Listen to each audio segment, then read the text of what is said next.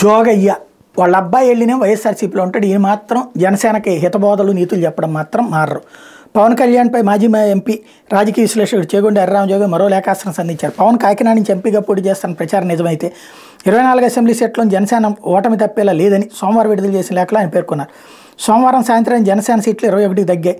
హరిరామజోగి లేఖలోని ముఖ్యాంశాలు: కాపు బడుగు బలహీన వర్గాలు ప్రజలు యాచించే స్థాయి నుంచి శాసించే స్థాయికి చేరారంటే రాజ్యాధికారం చేపట్టాలి, వారిని శాసించే స్థాయికి తీసుకొస్తారని పవన్ ప్రకటన చేశారు. 24 ఎమ్మెల్యే సీట్లు గెలిపించుకుని రాష్ట్ర రాజకీయాలు చక్రం తిప్పుతారని ఆశించిన పవన్ కళ్యాణ్ కొత్త అవతారం ఎత్తున్నట్టు వస్తున్న వార్తలు ఆశ్చర్యం కలిగిస్తున్నాయి.